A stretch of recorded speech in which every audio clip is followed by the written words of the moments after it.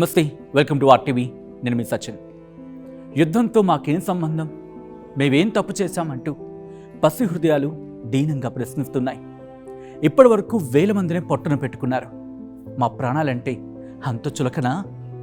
మాకు జీవితం ఉంటుందని, మాకు కూడా ఆశలు, ఆశయాలు, కోరికలు ఉంటాయని మర్చిపోయారా?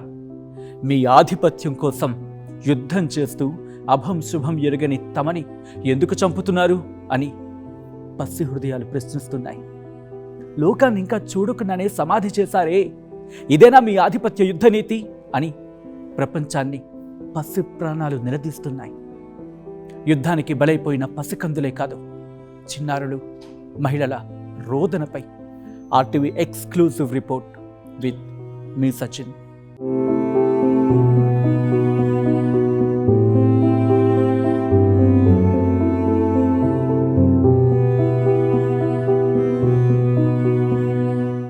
రంగులు కోల్పోయిన బాల్యం.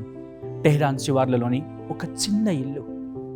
6 ఏళ్ల జోయా తన చిన్నారి చేతులతో తెల్లటి కాగితం మీద రంగుల పెన్సిల్ పట్టుకొని బొమ్మలు గీస్తూ ఉంది. ఆ బొమ్మలో ఒక చిన్న ఇల్లు, పక్కనే నవ్వుతున్న వాళ్ళ అమ్మ, నాన్న, ఒక చెట్టు, ఆకాశంలో స్వేచ్ఛగా ఎగురుతున్న పక్షులు కూడా ఉన్నాయి. వంటగది నుంచి వస్తున్న వేడివేడి రొట్టెల గుమగుమలు ఆ ఇంటిని నింపేశాయి.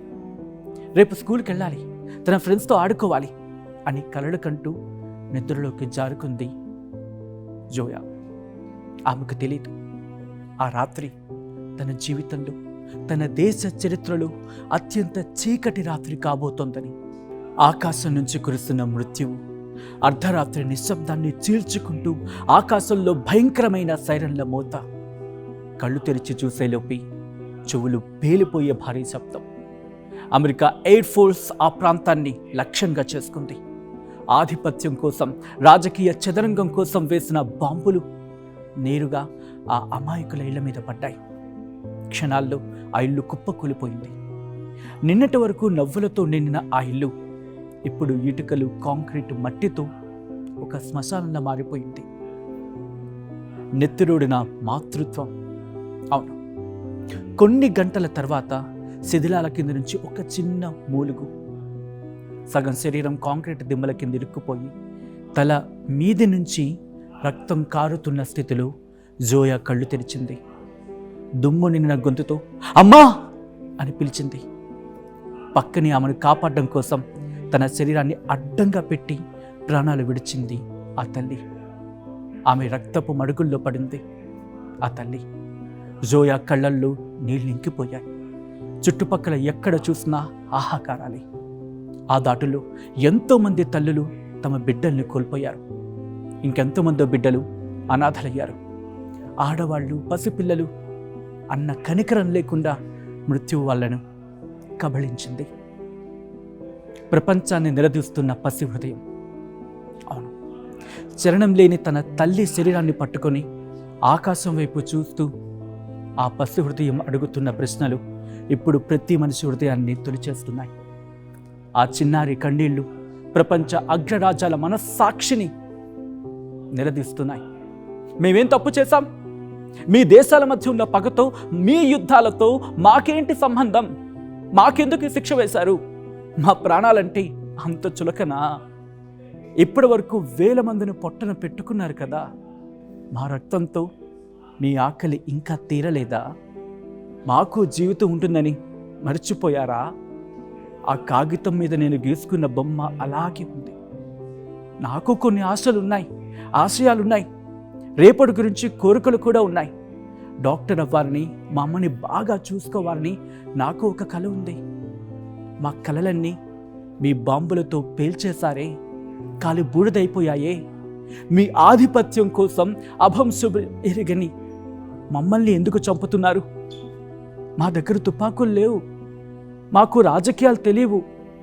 మేము అడిగింది కేవలం 2 పూటలా తిండి, ప్రశాంతంగా బజ్జోడానికి నిద్ర. దానికి కూడా మాకు అర్హత లేదా అని చెప్పి ఆ పసి హృదయాలు అడుగుతూ ఉన్నాయి. ప్రపంచం దగ్గర సమాధానం ఉందా? ఆ చిన్నారి గొంతిప్పుడు ఒక్క జోయాది మాత్రమే కాదు, దాడుల్లో ప్రాణాలు కోల్పోయిన వేలాది మంది పసిపిల్లల హాహాకారంది. బిడ్డలను కోల్పోయి పిచ్చివాళ్లుగా మారుతున్న తల్లుల కన్నీటి నుంచి పుట్టుకొచ్చిన ఘోషది. టెంటులో 15 రోజుల పసిగుడ్డు.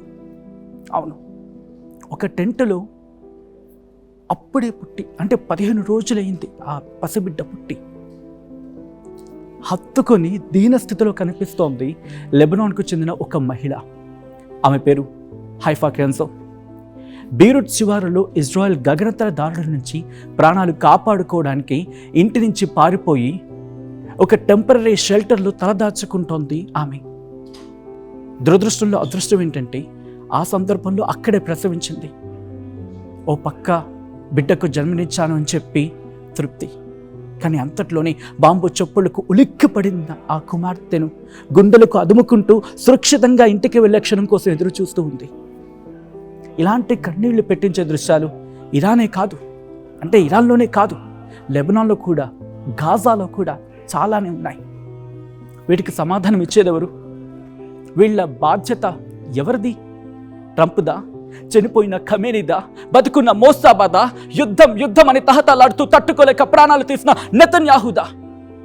ఎవరిదైనా సరే పోయిన ప్రాణం తిరిగి రాదు.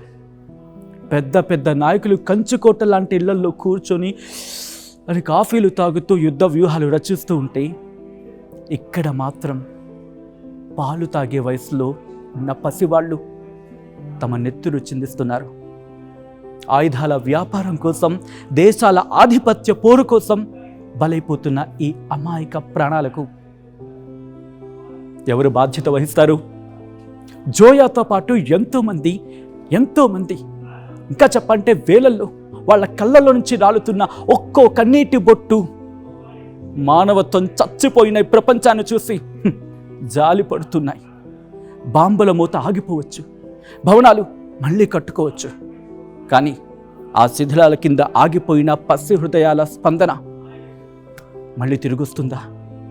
వాళ్ళ కన్నిటికీ ప్రపంచం ఎప్పటికైనా బదులు తీర్చుకోగలదా? ఈ క్రూరమైన దారుణానికి మానవత్వం సిగ్గుతో తలదించుకోవాల్సిందేనా? మీరు మాట్లాడే ప్రయత్నం చేయండి. నేను మీకే విడిచిపెడుతున్నా.